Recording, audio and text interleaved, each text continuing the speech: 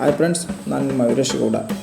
ನಾವು ಇಂದು ಈ ವಿಡಿಯೋದಲ್ಲಿ 2024-25ನೇ ಸಾಲಿನ SSP ಸ್ಕಾಲರ್ಶಿಪ್ಪನ್ನು ಯಾವ ಥರ ಅಪ್ಲೈ ಮಾಡೋದು ಅಂತೇಳಿ ನಾನು ಈ ವಿಡಿಯೋದಲ್ಲಿ ತಿಳಿಸ್ಕೊಡ್ತಾ ಇದ್ದೀನಿ. ನೀವೇನಾದರೂ SLC ಮುಗಿದ ನಂತರ PUC, degree, ITI, ಡಿಪ್ಲೊಮ್ any course ಯಾವುದಾದ್ರೂ ಏನಾದರೂ ಮಾಡ್ತಾ ಇದ್ದರೆ ನನಗೆ ನೀವು ಈ ಸ್ಕಾಲರ್ಶಿಪ್ಗೆ ಅಪ್ಲೈ ಮಾಡಲು ಎಲಿಜಿಬಲ್ ಇರ್ತೀರಾ. 2024-25ನೇ ಸಾಲಿನ SSP ಅಪ್ಲಿಕೇಶನ್ನು ಯಾವುದೇ ರೀತಿ ಅಪ್ಲೈ ಮಾಡೋದು ಅಂತೇಳಿ ನಾನು ನಿಮಗೆ ಈ ವಿಡಿಯೋದಲ್ಲಿ ತಿಳಿಸ್ಕೊಡ್ತಿದ್ದೀನಿ. ಅದಕ್ಕಿಂತ ಮುಂಚೆ ನೀವೇನಾದರೂ ನಮ್ಮ ಯೂಟ್ಯೂಬ್ ಚಾನಲನ್ನು ಸಬ್ಸ್ಕ್ರೈಬ್ ಮಾಡದೆ ನೋಡ್ತಾ ಇದ್ದರೆ ಈಗಲೇ ತಕ್ಷಣ ಯೂಟ್ಯೂಬ್ ಚಾನಲನ್ನು ಸಬ್ಸ್ಕ್ರೈಬ್ ಮಾಡ್ಕೊಳ್ಳಿ. ಪಕ್ಕದಲ್ಲಿ ಕಾಣಿಸ್ತಕ್ಕಂಥ ಬೆಲ್ ಐಕನ್ ಮೇಲೆ ಕ್ಲಿಕ್ ಮಾಡಿಕೊಂಡು ನಾವು ಮಾಡೋ ಪ್ರತಿಯೊಂದು ವೀಡಿಯೋಗಳು ನಿಮಗೆ ನೋಟಿಫಿಕೇಷನ್ ಸಿಗುತ್ತವೆ. ಈಗ ನಾವು ವಿಡಿಯೋವನ್ನು ಶುರು ಮಾಡೋಣ. ಈಗ ಕ್ರೋಮ್ ಬ್ರೌಸರ್ನ ಓಪನ್ ಮಾಡ್ಕೊಳ್ಳಿ. ಓಪನ್ ಮಾಡಿಕೊಂಡ ನಂತರ ಅಲ್ಲಿ ಸರ್ಚ್ ಬಟನ್ ಮೇಲೆ ಕ್ಲಿಕ್ ಮಾಡಿಕೊಂಡು ಅಲ್ಲಿ ನಾವೀಗ SSP ಅಪ್ಲಿಕೇಶನ್ ಹಾಕೋದ್ರಿಂದ SSP ಲಾಗಿನ್ ಅಂತೇಳಿ ಸರ್ಚ್ ಮಾಡ್ಕೊಳ್ಳಿ. ಸರ್ಚ್ ಮಾಡ್ಕೊಂಡ ನಂತರ ಇಲ್ಲಿ ಕಾಣಿಸೋದೆಲ್ಲ ನಿಮಗೆ SSP ಲಾಗಿನ್ ಮೇಲೆ ಕ್ಲಿಕ್ ಮಾಡ್ಕೊಳ್ಳಿ. ಕ್ಲಿಕ್ ಮಾಡ್ಕೊಂಡ ನಂತರ ಮೊದಲಿಗೆ ಒಂದು ವೆಬ್ ಪೇಜ್ ಓಪನ್ ಆಗುತ್ತೆ, SSP ಅಂತೇಳಿ. ಅದರ ಮೇಲೆ ಕ್ಲಿಕ್ ಮಾಡ್ಕೊಳ್ಳಿ. ಕ್ಲಿಕ್ ಮಾಡ್ಕೊಂಡ ನಂತರ ಇಲ್ಲಿ ರಾಜ್ಯ ವಿದ್ಯಾರ್ಥಿ ವೇತನ ತಂತ್ರಾಂಶ ಅಂತ ಕಾಣಿಸುತ್ತೆ. ಅಲ್ಲಿ ತೋರಿಸುತ್ತೆ 2024-25ನೇ ಸಾಲಿನ ಮೆಟ್ರಿಕ್ ನಂತರದ ವಿದ್ಯಾರ್ಥಿ ವೇತನಕ್ಕೆ ಅರ್ಜಿ ಸಲ್ಲಿಸಲು ಇಲ್ಲಿ ಕ್ಲಿಕ್ ಮಾಡಿ. ಅಂದರೆ ಈಗಾಗಲೇ ನೀವು ಏನಾದರೂ SSP ಅಕೌಂಟ್ ಕ್ರಿಯೇಟ್ ಮಾಡ್ಕೊಂಡಿದ್ರೆ ಇಲ್ಲಿ ಅಪ್ಲೈ ಮಾಡ್ಬೋದು. ಹೊಸದಾಗಿ ಅಪ್ಲೈ ಮಾಡಬೇಕಂದ್ರೆ ಪಕ್ಕದಲ್ಲಿ ಕಾಣಿಸೋದ್ರ ಮೇಲೆ ಕ್ಲಿಕ್ ಮಾಡಿ. ಇಲ್ಲಿ ನಾನು ನನ್ನ ಅಕೌಂಟ್ ಆಲ್ರೆಡಿ ಇರೋದ್ರಿಂದ ಲಾಗಿನ್ ಮೇಲೆ ಕ್ಲಿಕ್ ಮಾಡ್ತೀನಿ. ಇಲ್ಲಿ ನಿಮ್ಮ SSP ID ಕ್ರಿಯೇಟ್ ಮಾಡಬೇಕಾದ್ರೆ ನಿಮಗೆ ಒಂದು SSP ID ಬಂದಿರುತ್ತೆ. ಆ ಬಂದಿರ್ತಕ್ಕಂಥ SSP ID ನೀವು ಇಲ್ಲಿ ಎಂಟ್ರಿ ಮಾಡ್ಕೊಳ್ಬೇಕಾಗುತ್ತದೆ.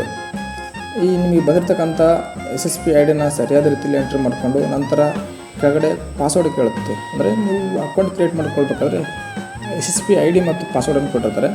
ಆ ಪಾಸ್ವರ್ಡನ್ನು ಕೂಡ ಎಂಟ್ರಿ ಮಾಡ್ಕೊಳ್ಬೇಕು. ನಂತರ ಕೆಳಗಡೆ ಒಂದು ಕ್ಯಾಪ್ಚಾ ಕೋಡ್ ಅಂತ ಕಾಣುತ್ತೆ. ಆ ಕ್ಯಾಪ್ಚಾ ಕೋಡನ್ನು ಅವರು ಕೊಟ್ಟಿರ್ತಾರೆ.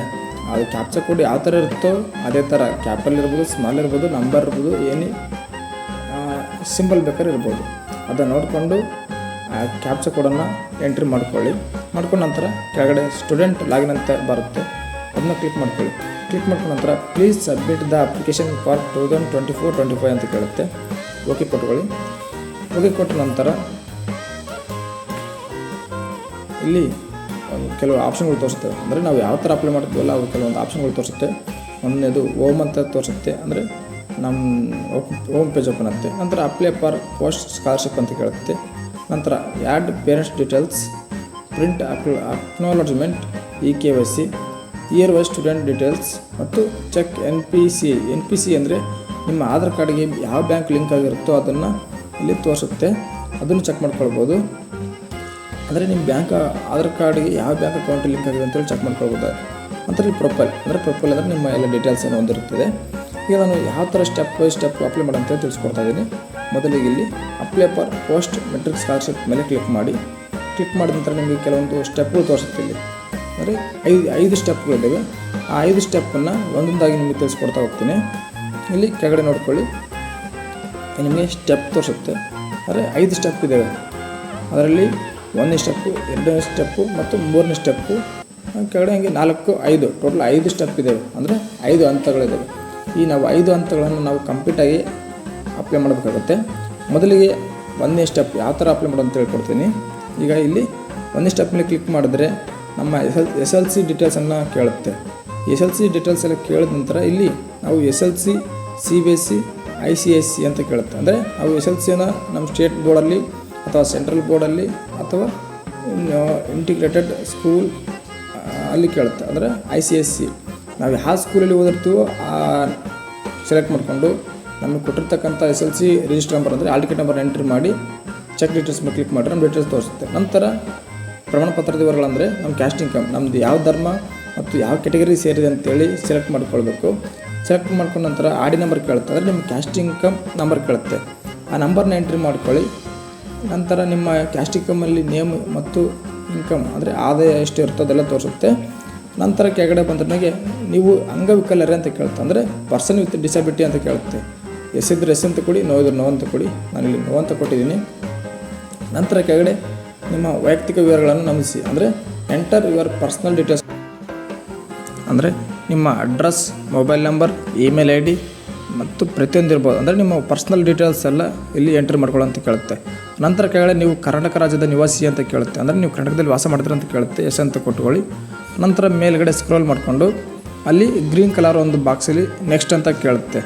ನೆಕ್ಸ್ಟ್ ಮೇಲೆ ಕ್ಲಿಕ್ ಮಾಡಿದ್ರೆ ಸೆಕೆಂಡ್ ಸ್ಟೆಪ್ ಹೋಗುತ್ತೆ. ಅಂದರೆ ಈಗ ಫಸ್ಟ್ ಸ್ಟೆಪ್ ಕಂಪ್ಲೀಟ್ ಆಯಿತು. ನಂತರ ಸೆಕೆಂಡ್ ಸ್ಟೆಪ್ ಕೇಳುತ್ತೆ. ಇಲ್ಲಿ ಸೆಕೆಂಡ್ ಸ್ಟೆಪ್ಪಲ್ಲಿ ಕಾಲೇಜ್ ಅಥವಾ ಕೋರ್ಸ್ನ ವಿವರಗಳನ್ನು ನಮೂದಿಸಿ ಅಂತ ಕೇಳುತ್ತೆ. ಅಂದರೆ ನಾವು ಯಾವ ಕಾಲೇಜಲ್ಲಿ ಯಾವ ಕೋರ್ಸನ್ನು ಓದ್ತಾ ಇದ್ದೀವಿ ಅಂತೇಳಿ ಕೇಳುತ್ತೆ. ಅಂದರೆ ಇಲ್ಲಿ ನೀವು ಹೊರ ರಾಜ್ಯದಲ್ಲಿ ಇರುವ ವಿಶ್ವವಿದ್ಯಾಲಯದಲ್ಲಿ ಶೈಕ್ಷಣಿಕ ಸಂಸ್ಥೆಯಲ್ಲಿ ವ್ಯಾಸಂಗ ಮಾಡ್ತಿದ್ದೀರಾ ಅಂತ ಕೇಳುತ್ತೆ. ಅಂದರೆ ನಾವು ನಮ್ಮ ಕರ್ನಾಟಕವನ್ನು ಬಿಟ್ಟು ಆಂಧ್ರ ಪ್ರದೇಶ ಅಥವಾ ತೆಲಂಗಾಣ ಅಥವಾ ಮಹಾರಾಷ್ಟ್ರ ಎಲ್ಲಿ ಅದರ ಓದ್ತಾ ಇದ್ದೀರ ಅಂತ ಕೇಳುತ್ತೆ. ಇದ್ರ ಎಸ್ ಅಂತ ಕೊಡಿ. ಇಲ್ಲಿ ನಾವು ಕರ್ನಾಟಕದಲ್ಲಿ ಓದ್ತಾ ಇರೋದ್ರಿಂದ ನಾವು ನೋ ಅಂತ ಕೊಡ್ತಾ ಇದ್ದೀನಿ.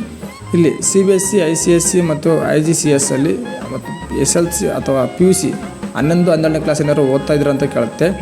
ಇದ್ದರೆ ಎಸ್ ಅಂತ ಕೊಡಿ, ಇಲ್ಲಾಂದ್ರೆ ನಾನು ಇಲ್ಲಿ ನೋ ಅಂತ ಕೊಡ್ತಾ ಇದ್ದೀನಿ. ಎಸ್ ಅಂತ ಕೊಟ್ಟರೆ ನನಗೆ ಎಂಟ್ರ್ ID ಇಲ್ಲಿ ಸ್ಪೇಸ್ ID ಅಂತ ಕೇಳುತ್ತೆ, ಅಥವಾ ನೋ ಅಂತ ಕೊಡಿ.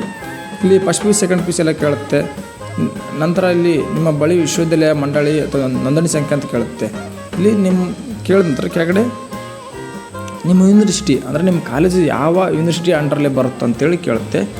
ನಿಮ್ಮ ಯೂನಿವರ್ಸಿಟಿಯಲ್ಲಿ ಅಥವಾ ನಿಮ್ಮ ಯೂನಿವರ್ಸಿಟಿ ಅಂಡರಲ್ಲಿ ನಿಮ್ಮ ಕಾಲೇಜು ಯಾವ ಕಾಲೇಜು ಅಥವಾ ಯಾವ ಯೂನಿವರ್ಸಿಟಿಯಲ್ಲಿ ಅಂಡರಲ್ಲಿ ಬರುತ್ತೋ ನೋಡಿಕೊಂಡು ನಿಮ್ಮ ಯೂನಿವರ್ಸಿಟಿಯನ್ನು ಸರಿಯಾದ ರೀತಿಯಲ್ಲಿ ಎಂಟ್ರಿ ಮಾಡ್ಕೊಳ್ಳಿ, ಅಂದರೆ ಸೆಲೆಕ್ಟ್ ಮಾಡ್ಕೊಳ್ಳಿ. ನಿಮ್ಮ ಕಾಲೇಜ್ ಅಥವಾ ನಿಮ್ಮ ಜಿಲ್ಲೆಗೆ ಒಂದು ಯೂನಿವರ್ಸಿಟಿ ಇರ್ಬೋದು ಅಥವಾ ಸ್ಟೇಟ್ಗೆ ಒಂದು ಯೂನಿವರ್ಸಿಟಿ ಇರ್ಬೋದು. ಆ ಯೂನಿವರ್ಸಿಟಿ ನೀವು ಎಂಟ್ರಿ ಮಾಡ್ಕೊಳ್ಳಿ. ನಾನು ಇಲ್ಲಿ ದಾವಣಗೆರೆ ಯೂನಿವರ್ಸಿಟಿ ಆಗಿರೋದ್ರಿಂದ ನಾನು ನಮ್ಮ ಕಾಲೇಜ್ ದಾವಣಗೆರೆ ಯೂನಿವರ್ಸಿಟಿ ಅಂಡರಲ್ಲಿ ಬರುತ್ತೆ, ಅದಕ್ಕೋಸ್ಕರ ಸೆಲೆಕ್ಟ್ ಮಾಡ್ತಾ ಇದ್ದೀನಿ. ನಂತರ ಕೆಳಗೆ 3 ಆಪ್ಷನ್ ಕೇಳುತ್ತೆ. UG, PG ಅಂತ ಕೇಳುತ್ತೆ. UG ಅಂದರೆ BA, BSc, BCom ಮತ್ತು B.Ed ಎಲ್ಲ ಬರುತ್ತೆ. PG ಅಂದರೆ MA, MSc, MCom, master degree ಬರುತ್ತೆ. ನಂತರ PG ಡಿಪ್ಲೊಮಾ ಬರುತ್ತೆ. ಇಲ್ಲಿ ನಾನು UG ಅಂತ ಸೆಲೆಕ್ಟ್ ಮಾಡ್ಕೊಳ್ತೀನಿ. UG ಅಂತ ಸೆಲೆಕ್ಟ್ ಮಾಡ್ಕೊಂಡ ನಂತರ ನಮಗೆ ಕೊಟ್ಟಿರ್ತಕ್ಕಂಥ ರಿಜಿಸ್ಟರ್ ನಂಬರ್, ಅಂದರೆ ನೋಂದಣಿ ಸಂಖ್ಯೆ, ರೋಲ್ ನಂಬರ್ ಅಂತ ಕರಿತೀವಲ್ಲ, ಆ ನಂಬರ್ನ ನಾನು ಇಲ್ಲಿ ಎಂಟ್ರಿ ಮಾಡ್ಕೊಳ್ತಾ ಇದ್ದೀನಿ. ಎಂಟ್ರಿ ಮಾಡಿದ ನಂತರ ಕೇಳುತ್ತೆ, ಅದು ಸರಿಯಾಗಿ ನೋಡ್ಕೊಂಡು ಎಂಟ್ರಿ ಮಾಡಿಕೊಂಡು ಪಕ್ಕದಲ್ಲಿ ಕಾಣಿಸ್ತಕ್ಕಂಥ ಗೆಟ್ ಡಾಟಾ ಮೇಲೆ ಕ್ಲಿಕ್ ಮಾಡ್ಕೊಳ್ಳಿ. ಕ್ಲಿಕ್ ಮಾಡ್ಕೊಂಡ ನಂತರ ನಿಮ್ಮ ಯೂನಿವರ್ಸಿಟಿಯಲ್ಲಿ ಮಾಹಿತಿ ಲಭ್ಯ ಇದ್ದರೆ ನಿಮ್ಮ ಡೀಟೇಲ್ಸ್ ತೋರಿಸುತ್ತೆ. ಇಲ್ಲಾಂದ್ರೆ ನನಗೆ ನೀವು ನಮೂದಿಸುತ್ತಿರುವ ನೋಂದಣಿ ಸಂಖ್ಯೆ ಸಂಬಂಧಿಸಿದ ಶೈಕ್ಷಣಿಕ ಮಾಹಿತಿಯನ್ನು ನಿಮ್ಮ ವಿಶ್ವವಿದ್ಯಾಲಯ ಬೋರ್ಡ್ನವರು ಯೂನಿ ಡೇಟಾದಲ್ಲಿ ಒದಗಿಸಿರುವುದಿಲ್ಲ. ಹಾಗಾಗಿ ನಿಮ್ಮ ಕಾಲೇಜು ಅಧಿಕಾರಿಗಳನ್ನು ಸಂಪರ್ಕಿಸಿ. ಸಂಬಂಧಪಟ್ಟ ವಿಶ್ವವಿದ್ಯಾಲಯ UCMSನವರು ನಿಮ್ಮ ಶೈಕ್ಷಣಿಕ ಮಾಹಿತಿ ಸಲ್ಲಿಸಲು ತಿಳಿಸಿರಿ ಅಂತ ಕೇಳುತ್ತೆ. ಅಂದರೆ ನಿಮ್ಮ ಶೈಕ್ಷಣಿಕ ಮಾಹಿತಿಯನ್ನು UCMS ಅಥವಾ ಯೂನಿಡೇಟಿಗೆ ಒದಗಿಸಿದಲ್ಲಿ ಮಾತ್ರ ಅರ್ಜಿ ಸಲ್ಲಿಸಲು ಅವಕಾಶ ಮಾಡಿಕೊಡಲಾಗುವುದು. ಅಂದರೆ ಯೂನಿವರ್ಸಿಟಿ ಅಪ್ಲೋಡ್ ಮಾಡಿರ್ಬೇಕಂತೆ ನಿಮ್ಮ ಡೇಟಾವನ್ನು ಒಂದು ಬಾರಿ ಕಾಲೇಜಿನಲ್ಲಿ ಕೇಳಿ ಅಥವಾ ಯೂನಿವರ್ಸಿಟಿನಲ್ಲಿ ಚೆಕ್ ಮಾಡಿಸಿ ಅಪ್ಡೇಟ್ ಮಾಡಿಸ್ಕೊಳ್ಳಿ. ನಂತರ ಸೆಕೆಂಡ್ ಸ್ಟೆಪ್ ಅದಾದ ನಂತರ 3ನೇ ಸ್ಟೆಪ್ ಮತ್ತು 4, 5ನೇ ಸ್ಟೆಪ್ ಯಾವ ಥರ ಅಪ್ಲೈ ಮಾಡಿ ಅಂತೇಳಿ ಈಗ ತಿಳಿಸ್ಕೊಡ್ತಿದ್ದೀನಿ. ಕ್ಲಿಕ್ ಮಾಡ್ಕೊಂಡ ನಂತರ 3 ಸ್ಟೆಪ್ ತೋರಿಸುತ್ತೆ. ಇಲ್ಲಿ ಈ ಅಟೆಸ್ಟೇಷನ್ ಡೀಟೇಲ್ಸ್ ಅಂತ ತೋರಿಸುತ್ತೆ. ಅಂದರೆ ಇಲ್ಲಿ ನಿಮ್ಮ ಡಿಗ್ರಿ ಮಾಡ್ತಿದ್ರೆ ನಿಮ್ಗೆ ಯಾವುದೇ ಕಾರಣಕ್ಕೆ ಏನು ಕೇಳಲ್ಲ. ಮೋಸ್ಟ್ಲಿ PUC ಮತ್ತು ಡಿಪ್ಲೊಮ್ದವ್ರಿಗೆ ಮಾತ್ರ ಇರ್ಬೋದು. ಅದನ್ನ ನಿಮ್ಗೆ ಏನಾದರೂ ಎಲಿಜಿಬಲ್ ಅಥವಾ ನಿಮ್ಗೆ ಏನಾದರೂ ಕೇಳಿದ್ರೆ ಸೆಲೆಕ್ಟ್ ಮಾಡ್ಕೊಳ್ಳಿ. ನಂತರ 4ನೇ ಸ್ಟೆಪ್ ಏನಂದರೆ ಹಾಸ್ಟೆಲ್ ಡೀಟೇಲ್ಸ್. ಅಂದರೆ ನೀವು ಹಾಸ್ಟೆಲಲ್ಲಿ ಇದ್ರನಿಗೆ ಸ್ಕಾಲರ್ಶಿಪ್ ಅಮೌಂಟ್ ಕಡಿಮೆ ಬರುತ್ತೆ. ನೀವೇನು ಹಾಸ್ಟೆಲಲ್ಲಿ ಇದ್ದರೆ ಡೇ ಸ್ಕಾಲರ್ ಅಂದ್ರೆ ಅಮೌಂಟ್ ಸ್ವಲ್ಪ ಜಾಸ್ತಿ ಬರುತ್ತೆ. ಇಲ್ಲಿ ನೀವು ಸೆಲೆಕ್ಟ್ ಮಾಡ್ಬೇಕಾದ್ರೆ ಕೇಳುತ್ತೆ ಹಾಸ್ಟೆಲ್ ಅಥವಾ ನಾನ್ ಹಾಸ್ಟೆಲ್ ಅಂತೇಳಿ ನೋಡಿಕೊಂಡು ಸೆಲೆಕ್ಟ್ ಮಾಡ್ಕೊಳ್ಳಿ. ನಂತರ ಇಲ್ಲಿ ಕೆಳಗಡೆ 5ನೇ ಸ್ಟೆಪ್ ಕೇಳುತ್ತೆ.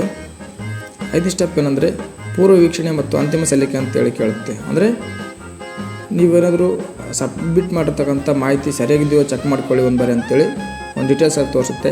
ಸರಿಯಾಗಿ ಕರೆಕ್ಟಾಗಿದ್ದರೆ ನಮ್ಮ ಮಾಹಿತಿ ಎಲ್ಲ ಕರೆಕ್ಟಾಗಿದ್ದಾನೆ ಒಂದು ಬಾರಿ ಚೆಕ್ ಮಾಡಿಕೊಂಡು ಸಲ್ಲಿಕೆ ಮಾಡ್ಕೊಳ್ಳಿ. ಮಾಹಿತಿ ಸರಿಯಾಗಿದ್ದರೆ ನನಗೆ ನೋಡಿಕೊಂಡು ಚೆಕ್ ಮಾಡ್ಕೊಂಡು ಸಬ್ಮಿಟ್ ಮಾಡಿ. ಮಾಹಿತಿ ಏನಾದರೂ ತಪ್ಪಾಗಿದ್ದರೆ ಮುಂದೆ ನಿಮಗೆ ಎಡಿಟ್ ಆಪ್ಷನ್ ಮಾತ್ರ ಕೊಡೋದಿಲ್ಲ. ಅದಕ್ಕೋಸ್ಕರ ನೋಡಿಕೊಂಡು ಸರಿಯಾದ ರೀತಿಯಲ್ಲಿ ಎಂಟ್ರಿ ಮಾಡಿ. ವಿಡಿಯೋ ನೋಡೋದಕ್ಕಾಗಿ ಧನ್ಯವಾದಗಳು. Thank you.